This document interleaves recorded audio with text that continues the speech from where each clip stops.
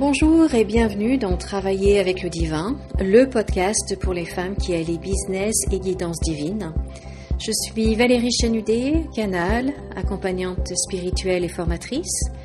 Ici, je vous partage des clés, des élans, des canalisations, des prises de conscience pour œuvrer avec l'âme, vous connecter à la source et incarner pleinement votre mission.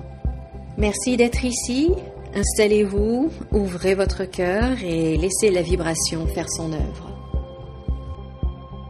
Aujourd'hui, nous allons nous plonger dans un de mes sujets préférés, la mission de l'âme. Car oui, chacun de nous, sur Terre, est venu avec une mission unique, avec une vibration unique, avec un rôle particulier que le divin a déposé dans notre cœur, dès notre création, et à nous maintenant de jouer pleinement ce rôle-là. Vous êtes prêts? Alors c'est parti. Alors voyons déjà l'âme. L'âme, c'est un projet divin. L'âme n'est pas née par hasard, elle n'est pas le fruit d'une volonté humaine, non, elle est le fruit d'un projet divin. Et avant même votre premier souffle sur Terre, votre âme, elle était déjà connue, elle était déjà aimée inconditionnellement, elle était déjà voulue par le divin. Tout simplement parce qu'elle porte en elle une essence, une lumière particulière. C'est comme une empreinte digitale, si vous voulez. Elle est unique.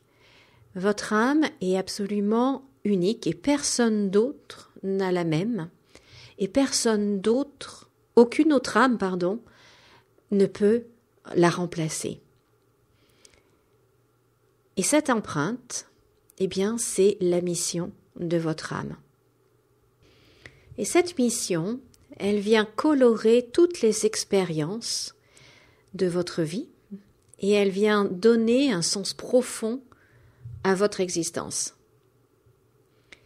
Et le plus beau, c'est que cette mission n'est pas quelque chose que vous devez aller chercher à l'extérieur. Non. Cette mission-là, elle est déjà en vous. Elle est déjà placée dans votre cœur. Et toute votre vie spirituelle consiste à la faire grandir, à la nourrir et à l'incarner dans le concret. Car on vit dans un monde de concret, on vit dans la matière et notre rôle, c'est d'incarner cette mission dans le concret, dans la matière. Alors là, on va parler maintenant des réincarnations. Ce qui est fascinant, c'est que les réincarnations, donc le nombre de vies qu'on a encore et encore, ont toutes, en fait, un même thème. Elles ont toutes un même thème, mais des expériences différentes. Et c'est pour ça que, nous avons choisi de venir sur Terre, parce que la vie terrestre, c'est une école. On vient là pour apprendre. Et donc, à chaque incarnation, quand l'âme revient sur Terre, elle revient pour expérimenter quelque chose de nouveau, pour apprendre ce qu'elle n'a pas pu apprendre dans les expériences précédentes, c'est-à-dire dans les vies précédentes, et continuer de grandir, continuer de se transformer. Alors cela peut prendre des formes différentes, bien évidemment, mais notre âme a le même fil conducteur tout au long de ces réincarnations. C'est extraordinaire, n'est-ce pas? C'est pour ça que c'est un de mes sujets préférés. Je trouve ça absolument fascinant.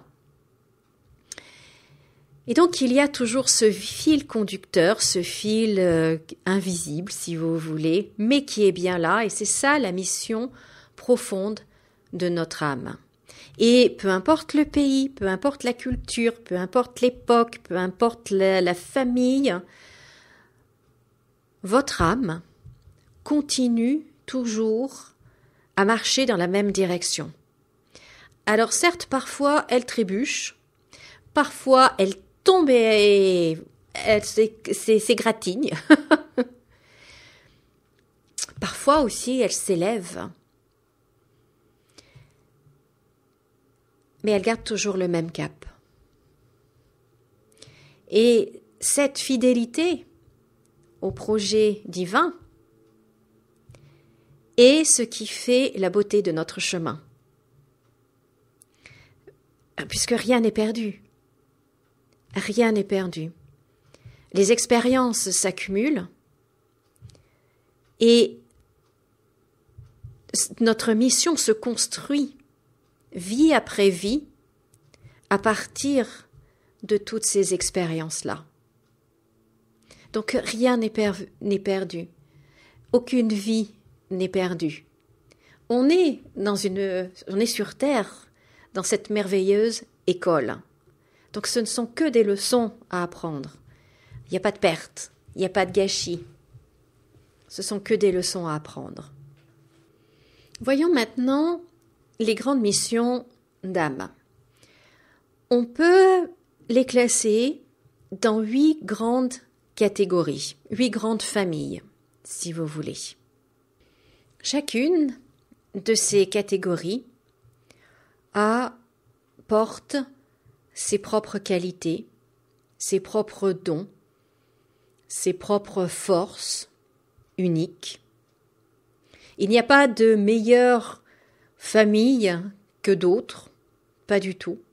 Elles ont toutes quelque chose d'exceptionnel, d'unique, et elles apportent toutes quelque chose d'essentiel à la construction du projet divin.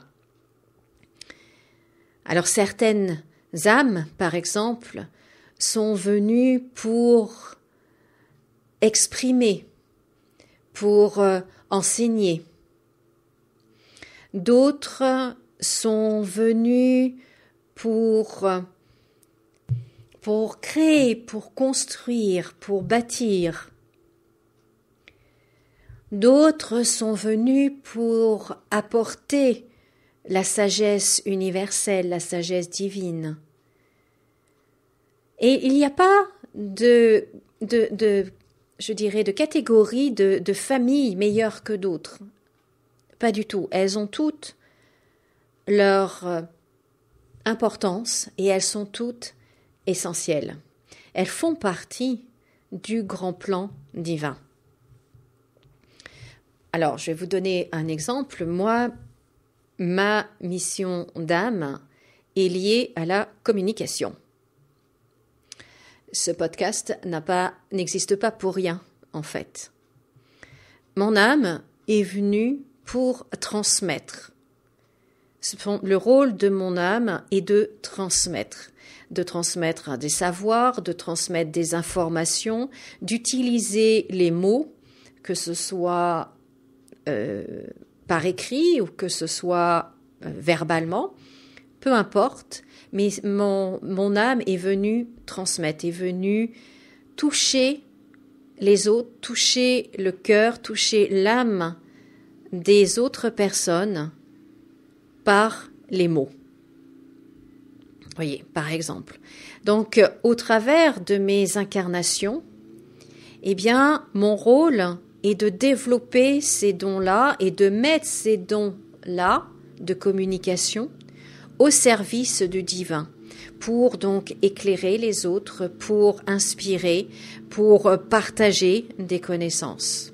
Par exemple, vous voyez, il y a beaucoup plus de choses, mais c'est juste pour vous donner un petit exemple pour éclairer mon propos. Et lorsque je suis dans cette, activité-là, peu importe la forme qu'elle prend, lorsque je suis dans cette énergie-là, eh bien, je suis parfaitement alignée avec la mission de mon âme, et mon âme est parfaitement alignée avec le plan divin. Et c'est pour ça que je me sens aussi bien.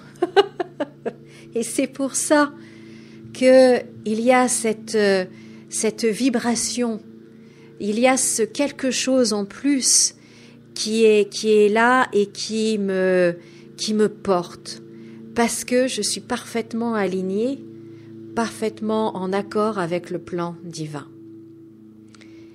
Et donc vous aussi, votre âme fait partie d'une de ces 8 familles-là, avec ses propres dons, ses propres compétences à développer et à mettre au service de l'autre et du divin. C'est pour ça qu'il est important de connaître sa mission d'âme. Disons que lorsque qu'on la connaît, du coup, on ne peut plus ignorer notre mission. On ne peut plus ignorer, en fait, pourquoi on est là et on ne se sent plus perdu.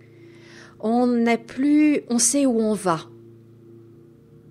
Et quand on commence à se reconnecter à ce que le divin a mis en nous, eh bien, tout prend un autre sens.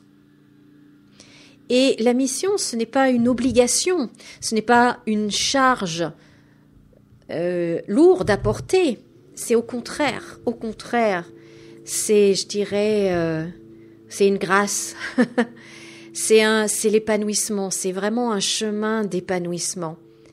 C'est tellement merveilleux de se sentir aligné avec le divin. Vraiment, ça vous porte. Et tout prend sens. Et du coup, notre vie prend un nouveau sens. Notre vie a du sens. Et on connaît ce sens et on ne se sent plus perdu. Et je trouve que dans la société actuelle, il y a beaucoup trop de gens qui se sentent perdus, qui ne comprennent pas quel est le sens de leur vie, pourquoi ils font des choses, pourquoi est-ce qu'ils ont un travail qui ne leur plaît pas, pourquoi. Le fait de connaître sa mission d'âme efface complètement tout ce questionnement-là et nous apporte énormément. Donc voilà ce que je voulais partager avec vous aujourd'hui et je vous encourage vraiment à faire la démarche de découvrir quelle est la mission de votre âme, quel est le plan que le divin a mis dans votre cœur, quel est ce fil conducteur que vous avez toujours suivi jusqu'à présent et que vous continuerez de suivre encore. Donc si vous écoutez cet épisode, eh bien je pense que ce n'est pas par hasard, peut-être êtes-vous prête à vous engager vers quelque chose de plus authentique, vers quelque chose de plus grand que vous. Et si cette démarche vous intéresse, eh bien je vous invite à me contacter. Et nous verrons ensemble quel trésor le divin a placé en vous et comment le développer pour contribuer au grand plan divin dans l'amour et la lumière. Merci beaucoup de m'avoir écouté. Merci de liker cet épisode. Merci de le partager également. Je vous souhaite de passer une très très belle journée et comme d'habitude, souriez et rayonnez. À bientôt!